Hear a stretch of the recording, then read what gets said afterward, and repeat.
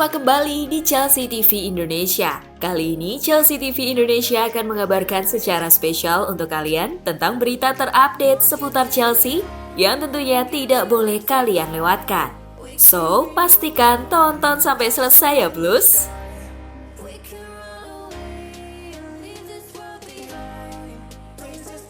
Premier League umumkan pay-per-view, kecaman berdatangan dari para supporter. Pada hari Jumat lalu, Premier League baru saja mengumumkan skema pay-per-view. Melansir media Sky Sport, dengan skema pay-per-view, penggemar sepak bola dapat menyaksikan laga-laga Premier League yang tidak ditayangkan di televisi melalui platform box office Sky Sport dan BT Sport. Bagi yang ingin menikmati layanan pay-per-view tersebut akan dikenai biaya 14,95 pound sterling. Pertandingan antara Newcastle United kontra Manchester United yang diadakan tanggal 17 Oktober mendatang merupakan salah satu pertandingan yang dapat dinikmati melalui layanan pay-per-view. Namun, kebijakan ini mendapat kecaman dari Football Supporter Association. Mereka menganggap biaya 14,95 pound sterling terlalu tinggi untuk menikmati layanan pay-per-view. Ditambah lagi, pemegang tiket musiman tidak diberikan akses untuk menikmati layanan ini. Dengan itu, para penggemar berharap biaya layanan pay-per-view dapat dipertimbangkan kembali, mengingat ada banyak supporter yang sudah terlanjur membeli tiket musiman. Selain pertandingan Newcastle menghadapi MU, layanan pay-per-view juga menampilkan pertandingan Leicester versus Aston Villa, West Brom versus Burnley, Arsenal versus Leicester, dan banyak pertandingan lainnya. Sedangkan untuk highlight pertandingan dapat diakses secara gratis di website Sky Sport ataupun channel YouTube media asal Inggris tersebut.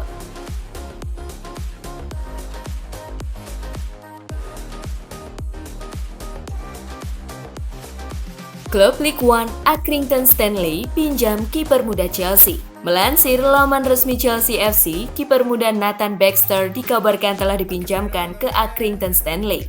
Musim lalu, Baxter sendiri dipinjamkan ke klub asal Skotlandia, Ross County. Bersama Ross County, kiper asal Inggris tersebut berhasil tampil sebanyak 14 kali.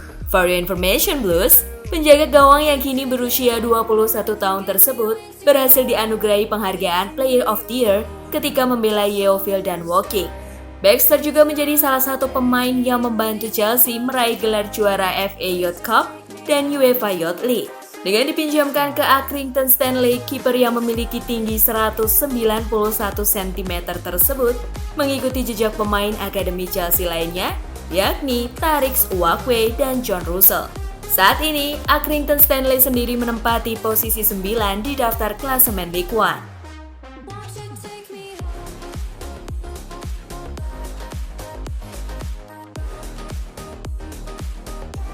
Giroud salib pencapaian gol Platini dan penampilan ke-100 di timnas Prancis.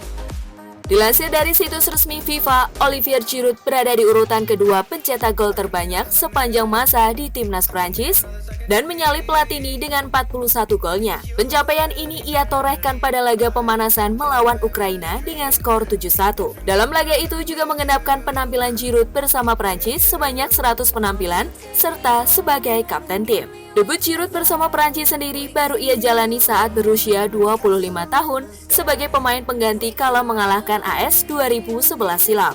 Catatan indah lain juga ditorehkan oleh Giroud pada tahun 2017 dalam laga menghadapi Paraguay, di mana ia berhasil mencetak hat-trick. Sebelum itu, tidak ada pemain yang menciptakan hat-trick untuk Prancis setelah David Trezeguet pada tahun 2000 silam. Dalam sesi wawancara bersama saluran TV Prancis TF1, ketika ditanya apakah Anda akan mencetak 51 gol, ia lantas menjawab, tidak ada batasan. Anda harus menentukan tujuan sendiri. Mari kita lihat ketika saya mencapai 46-47 gol, ungkap Giroud dalam wawancara.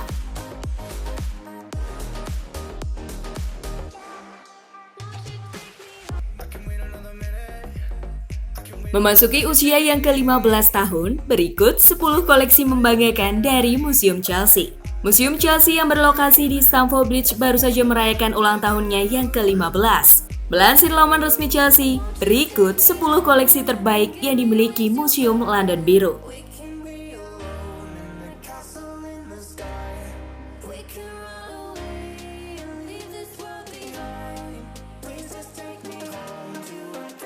Yang pertama, dokumen pembentukan Chelsea. Salah satu koleksi paling tua yang dimiliki museum ini adalah dokumen dari pembentukan Chelsea FC. Dokumen ini ditandatangani oleh para pendiri Chelsea pada tanggal 10 Maret 1905. Pada saat itu, para pendiri London Biru menandatangani dokumen tersebut di sebuah pub di seberang Stadion Stamford Bridge.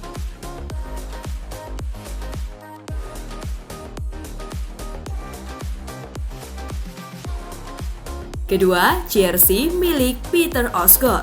Di sini kita juga dapat melihat jersey yang pernah dikenakan oleh salah satu legenda The Blues, yaitu Peter Osgood. Jersey ini sendiri dikenakan Osgood di laga final FA Cup tahun 1970.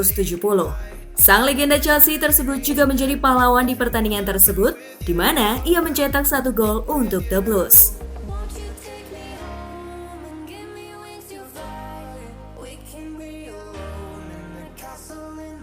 Ketiga, sepatu emas milik Gary Dixon.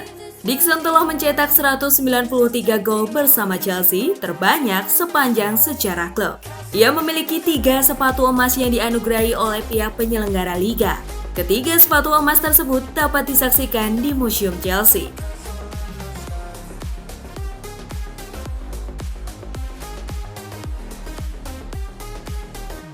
Keempat, sepatu milik Gianfranco Zola.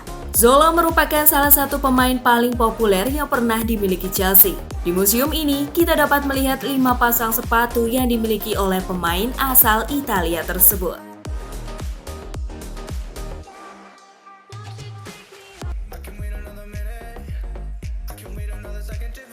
Kelima, ban kapten milik John Terry.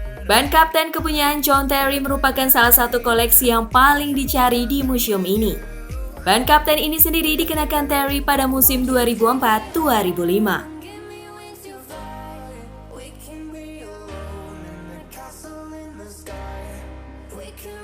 Keenam, sepatu milik Frank Lampard.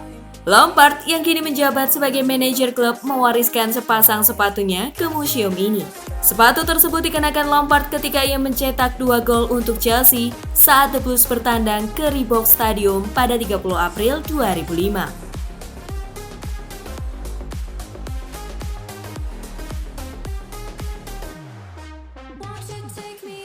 Ketujuh, koleksi dari Dennis Wise.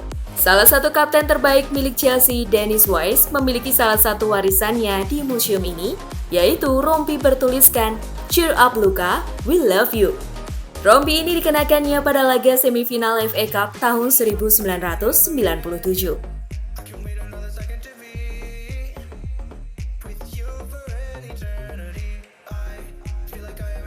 8. Medali juara Liga tahun 1955. Di sini, kita juga dapat melihat koleksi medali juara Liga Inggris di tahun 1955 bertepatan dengan 50 tahunnya klub berdiri. Medali tersebut merupakan milik Eric Persson, salah satu winger Chelsea saat itu.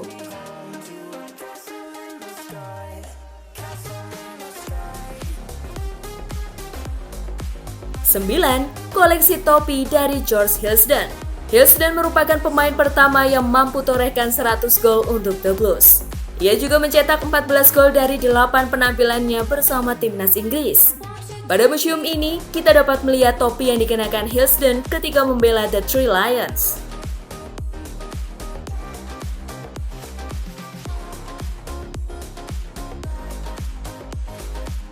10.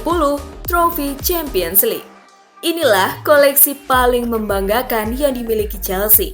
Satu-satunya tempat untuk melihat trofi Champions League di London adalah di museum ini. The Blues sendiri menjuarai Champions League pada 19 Mei 2012 setelah mengalahkan Bayern Munchen.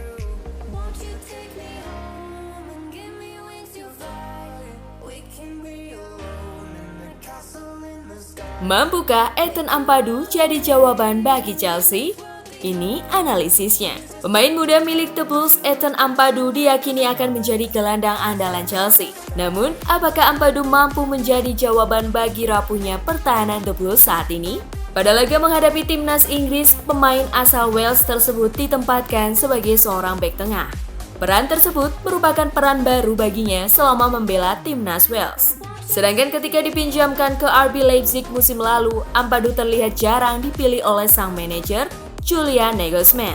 Apabila musim ini Ampadu tetap bertahan di Stamford Bridge, pemuda berusia 20 tahun itu diyakini akan menjadi pasangan N'Golo Kante di posisi double pivot atau gelandang cangkar.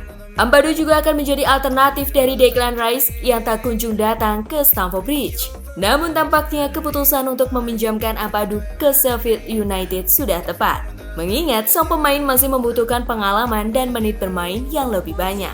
Mungkin untuk saat ini Ampadu bukanlah sosok yang dapat menjadi jawaban untuk lini pertahanan Chelsea. Namun ia dapat menjadikan pengalamannya di Bramall Lane sebagai modal untuk menjadi sosok andalan tembok pertahanan The Blues. Jika Ampadu berhasil membuktikan kemampuannya bersama The Blades, tentu Chelsea tak perlu lagi mengejar-ngejar Rice yang saat ini menjabat sebagai kapten West Ham.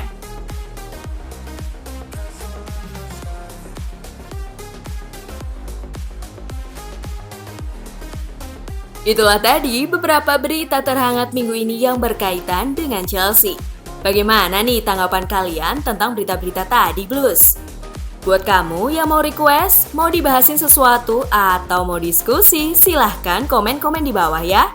Jangan lupa like, share, dan nyalakan lonceng notifikasi supaya kalian gak ketinggalan berita terupdate dari Chelsea TV Indonesia. As always, I will see you in the next video. Stay safe everyone!